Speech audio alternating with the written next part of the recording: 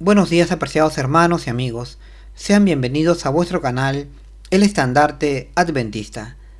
Bien, siguiendo con el estudio de nuestra lección de escuela sabática, el día de hoy tenemos un estudio particularmente interesante, que nos presenta la necesidad de tener una estrecha relación entre los miembros de Iglesia, ilustrado esto en la figura de la anatomía del cuerpo humano, pues el cuerpo, al estar compuesto por distintos órganos y miembros, todos ellos diferentes, tanto en forma como en ubicación y función, sin embargo todos ellos actúan en estrecha armonía y en conjunto, siguiendo la voluntad de la cabeza o la mente más exactamente.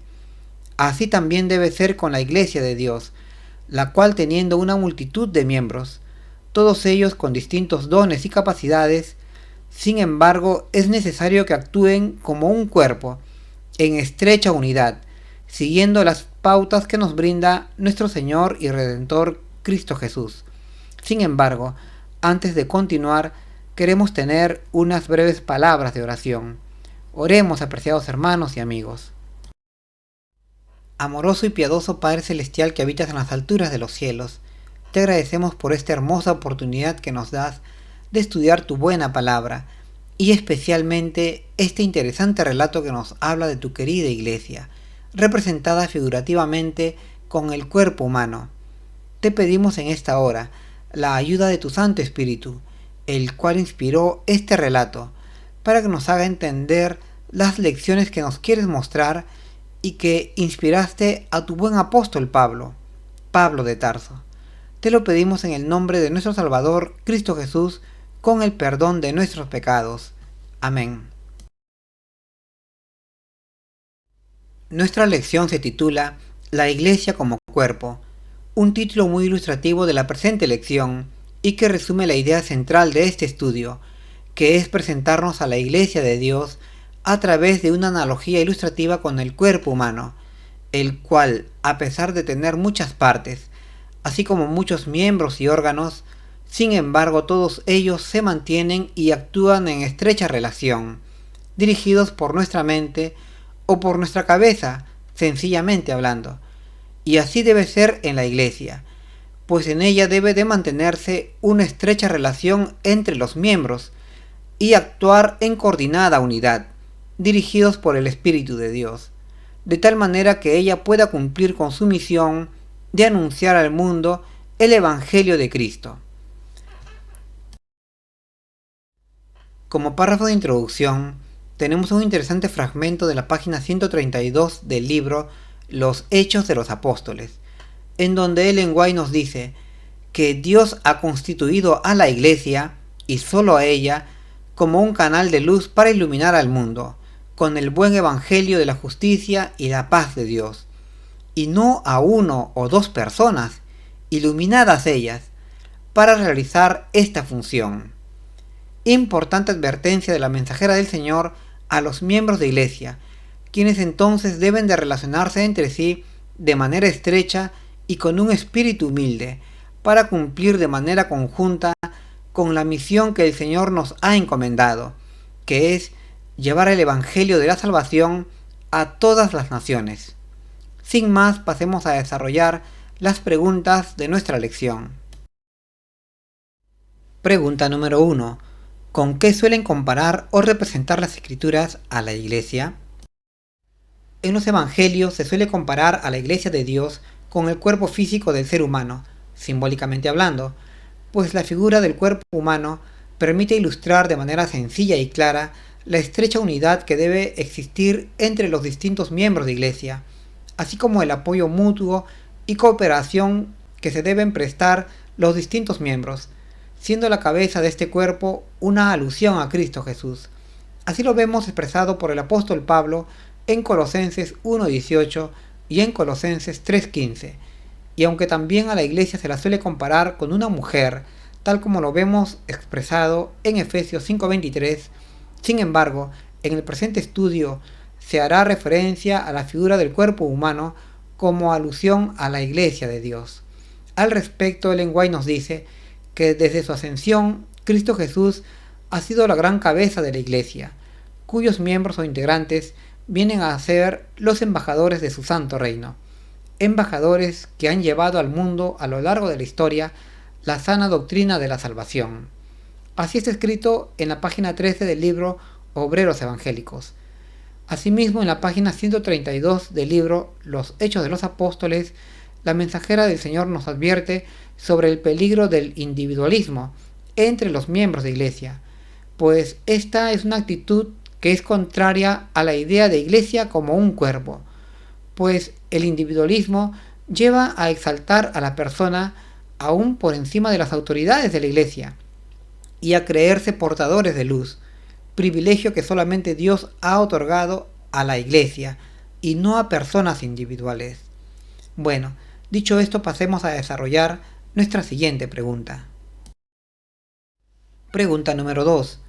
Así como los diferentes órganos son parte de un mismo cuerpo físico, ¿qué forman los distintos miembros de la congregación? ¿Y cómo sabemos que los diferentes órganos no forman cuerpos diferentes? ¿Y qué significa esto?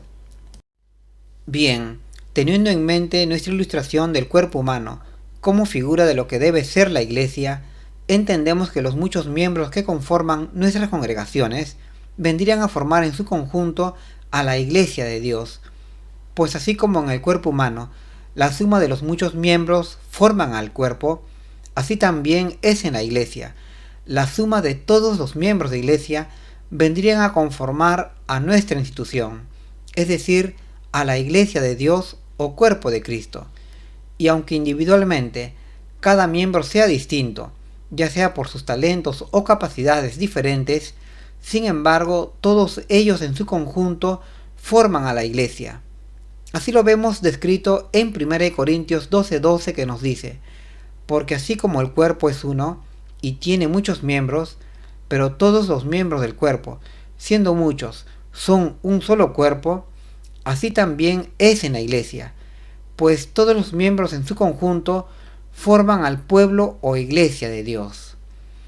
Tenemos también una subpregunta que dice: ¿cómo sabemos que los diferentes órganos no forman diferentes cuerpos? ¿Y qué significa esto? Bien, cuando observamos al cuerpo humano, vemos que éste tiene muchos órganos, cada uno muy distinto del otro, y que están especializados en determinadas funciones. Sin embargo, a pesar de estas diferencias, ya sea en formas y funciones, todos ellos forman parte del mismo y único cuerpo. Esto lo observó y registró el apóstol Pablo en Romanos 12:4, al señalar que aún teniendo los órganos distintas funciones, sin embargo todos ellos forman parte del mismo cuerpo. Entonces no podemos decir que por las diferencias de talentos o capacidades, o de sexo o de clases sociales que existen entre los diferentes miembros de iglesia, haya en consecuencia varias iglesias, pues aunque somos muchos y diferentes miembros, sin embargo todos formamos una sola iglesia, pues todos seguimos a un mismo Señor, que es Cristo Jesús, y todos hemos sido bautizados en un mismo espíritu, tal como lo señala Efesios 4:4. Y la misma idea nos lo presenta Ellen White, al declarar que así como los diferentes miembros del organismo humano se unen para formar el cuerpo entero, y cada uno cumple su parte obedeciendo a la inteligencia que gobierna el todo, de la misma manera los miembros de la Iglesia de Cristo deben estar unidos en un cuerpo simétrico, sujeto a la inteligencia santificada del conjunto. Así lo encontramos escrito en Testimonios para la Iglesia, tomo 4 y página 20. Bien, dicho esto, pasemos a desarrollar nuestra siguiente pregunta. Pregunta número 3. ¿Qué sucedería si cada órgano existiera y actuara independientemente del cuerpo? Y de la misma manera, ¿por qué es inconcebible que los miembros de la Iglesia actúen independientemente del cuerpo de la Iglesia? Bien, siguiendo con la ilustración de la figura del cuerpo humano como referente de lo que la Iglesia debería ser, tenemos que si cada órgano del cuerpo existiera o actuara independientemente de los demás órganos, si esta fuera la posibilidad, entonces tendríamos un cuerpo que no funcionaría correctamente, pues no habría conexión o relación entre sus distintas partes, al ser ellas independientes unas de otras. Y con el tiempo seguramente este cuerpo dejaría de existir. Pero afortunadamente esta posibilidad no existe en la vida práctica, pues en el cuerpo todas sus partes están unidas en estrecha armonía y trabajan en conjunto en estrecha relación, realizando las funciones que el cuerpo necesita para existir. Y de la misma manera, así también ocurriría en la Iglesia, si cada miembro actuara independientemente, sin acuerdo entre uno u otro, se generaría el desorden en la Iglesia y no se conseguirían los objetivos de la institución, y con el tiempo seguramente la Iglesia dejaría de existir. Por esta razón es necesario que en la Iglesia sus miembros actúen en mutuo acuerdo y en estrecha unidad, sin independencia o separación el uno del otro, pues se perdería eficiencia y no se alcanzarían las metas de la organización. Esta situación lo captó el apóstol Pablo y lo dejó registrado en el capítulo 12 de su primera carta a los Corintios. En realidad, hermanos, es el plan de Dios que aunque sus siervos tengan diversos dones y distintos criterios, sin embargo, todos colaboren entre sí, trabajando en conjunto, cumpliendo así con la misión de anunciar a los hombres el plan de salvación de Dios. Bien, dicho esto, pasemos a desarrollar nuestra siguiente pregunta. Pregunta número 4. ¿Tienen todos los órganos la misma función y posición en el cuerpo? ¿Qué pasaría si todos los miembros realizaran exactamente el mismo servicio en la Iglesia? ¿Y con qué facilidad aceptamos y valoramos correctamente los dones y el servicio de los demás? Bien, siguiendo con nuestra ilustración del cuerpo humano como referente de la Iglesia de Dios, observamos que los órganos de nuestro cuerpo no tienen ni las mismas funciones ni las mismas ubicaciones, sino que cada uno de ellos realiza funciones diferentes el uno del otro, y están situadas en distintas partes del cuerpo, pero en su conjunto todos ellos sirven al cuerpo. Así lo observó el apóstol Pablo y lo dejó registrado en 1 Corintios 12:18, diciéndonos: «Mas ahora Dios ha colocado los miembros, cada uno de ellos, en el cuerpo, como Él quiso», lo cual quiere decir que en la Iglesia todos los miembros que componemos el rebaño del Señor somos diferentes los unos de los otros, con distintos dones y capacidades, pero aún así, siendo diferentes, todos en conjunto estamos allí para aportar nuestros talentos y así servir a los planes de desarrollo de la Iglesia de Dios, el cual es hacer que el mundo conozca a Dios y a Jesucristo, su Hijo, a quien Él ha enviado. Ahora se nos pregunta, ¿qué pasaría si todos los miembros de Iglesia realizáramos la misma función o el mismo servicio? Bueno, al respecto el apóstol Pablo explica esto a través de una comparación. En 1 Corintios 12:17 nos dice: ¿qué pasaría si el cuerpo solo fuera el ojo? ¿Dónde estaría el oído?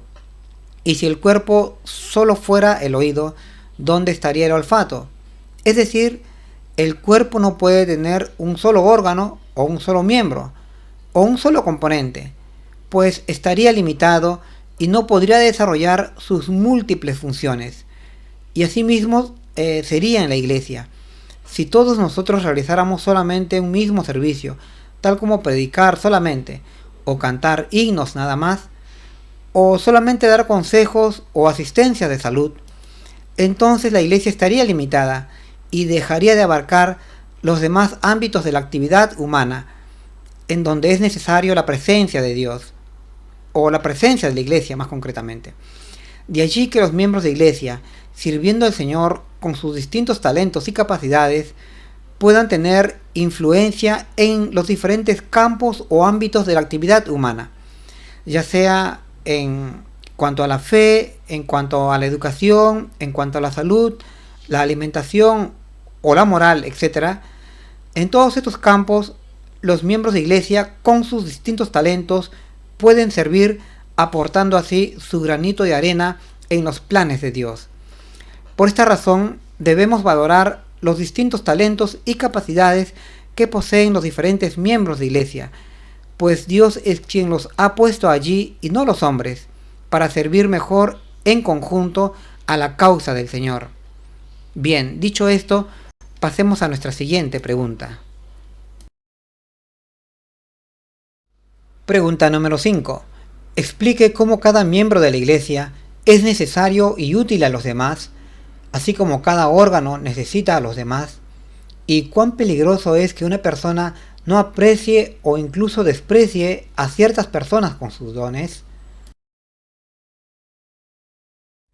Como hemos señalado antes en la pregunta anterior, es Dios quien ha puesto a los distintos miembros de Iglesia en el rebaño del Señor, miembros que son portadores de distintos talentos y capacidades, para que con su participación dentro de la Iglesia puedan servir y ayudarnos a sacar adelante la causa de Dios. Por lo que bajo este enfoque vemos que todos los miembros de Iglesia son útiles y necesarios, pues todos ellos pueden aportar algo con sus habilidades o talentos en la buena obra de Dios. En este sentido, nosotros, reconociendo que esto es así, debemos valorar o apreciar a nuestros distintos hermanos, pues todos ellos son útiles y necesarios en el plan de Dios. Por tanto, no hay miembro de Iglesia más o menos importante, pues todos ellos son necesarios para que la Iglesia alcance a cumplir con su misión aquí en la tierra. Y dada nuestra ilustración de que en el cuerpo todos los órganos son útiles y valiosos para su correcto funcionamiento, así también es en la Iglesia. Así lo contempló el apóstol Pablo y lo dejó registrado en el pasaje de 1 Corintios 12, versos 21 y 22, que nos dice: y el ojo no puede decir a la mano, no te necesito, ni tampoco la cabeza puede decir a los pies, no tengo necesidad de vosotros. Pues antes bien, los miembros del cuerpo que parecen más débiles son mucho más necesarios. Por esa razón debemos valorar entonces los distintos talentos y capacidades que poseen los diferentes miembros de Iglesia, y no soslayarlos o menospreciarlos, pues como señalamos antes, es Dios quien los ha puesto allí y no el hombre.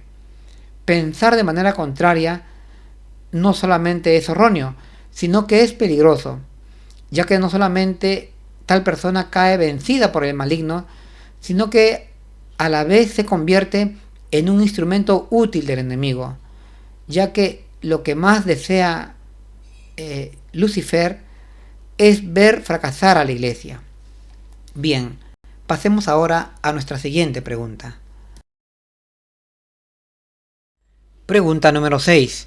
¿Qué importancia tiene para todos creer de todo corazón y aceptar el hecho que los miembros de Iglesia son como los órganos del cuerpo? ¿Y por qué son tan peligrosos el espíritu de independencia o los cismas entre hermanos?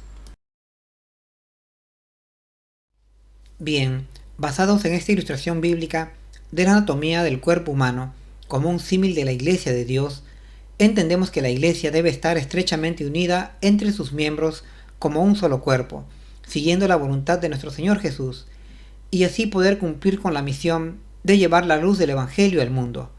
Entendemos también por esta ilustración que es sumamente importante comprender que necesitamos la unidad entre los hermanos, de una estrecha unidad, para trabajar desarrollando los planes de Dios, y que sin una estrecha unidad no podremos alcanzar las metas que Dios nos pide en su palabra, pues es necesaria la unidad para emplear todos los talentos y habilidades de los miembros de Iglesia, y así poder alcanzar los objetivos para los que fuimos llamados en este final de los tiempos. Es por tanto una cuestión vital para nuestro éxito o fracaso como Iglesia el que haya una estrecha unidad entre nosotros, los miembros de la Iglesia de Dios. Y aún siendo diferentes unos de otros, es vital la unidad. En 1 Corintios 1:10 se nos dice que todos hablemos una misma cosa y que no haya entre nosotros divisiones, sino que seamos perfectamente unidos en una misma mente y en un mismo parecer.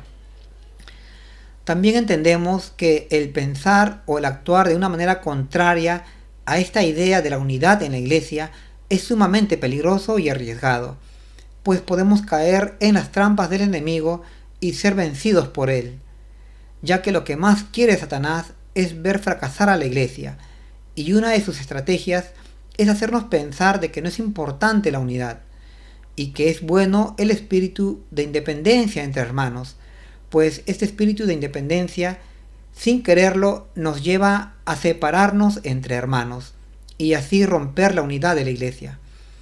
Esta conducta pues solamente nos puede llevar al fracaso espiritual y a ser un instrumento satánico que obstaculiza el crecimiento de la iglesia. No seamos pues hermanos entonces como aquel profeta rebelde Balaán, que quería sembrar obstáculos al pueblo de Dios y terminó no solo pereciendo físicamente, sino padeciendo la perdición eterna. Bien, dicho esto pasemos a desarrollar nuestra última pregunta. Pregunta número 7. Cuando se acepta a otros como parte necesaria del mismo cuerpo, ¿qué pasará si un miembro sufre? Y al mismo tiempo, cuando una persona se regocija, ¿quién también se unirá a la alegría?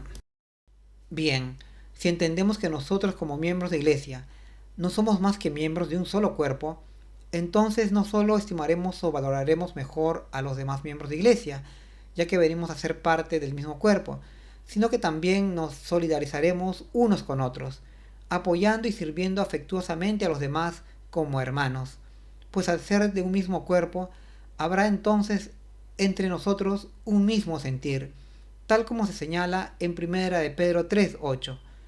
Este era el espíritu que había entre los apóstoles de la época del Pentecostés, pues existía entre ellos un amor fraternal o una amistad cristiana que los llevaba a ayudarse mutuamente y a compartir lo que poseían, solidarizándose unos con otros. Por eso San Pablo nos dice en Romanos 12:15 que nos gocemos con los que se gozan y que lloremos con los que lloran, pues al ser partes de un mismo cuerpo, habrá un mismo sentir entre nosotros, por lo que nos gozaremos o nos lamentaremos cuando algo afecte a alguno de los miembros. Y en esto también se demostrará la unidad que alcanzaremos como iglesia, si hay amistad o amor entre nosotros. Bueno, hasta aquí, apreciados hermanos, son mis comentarios a nuestra importante lección de escuela sabática. Espero que os sea de ayuda en vuestros estudios. Es mi deseo en el nombre del Señor Jesús. Que el Señor os guarde. Un feliz y cordial sábado. Hasta luego.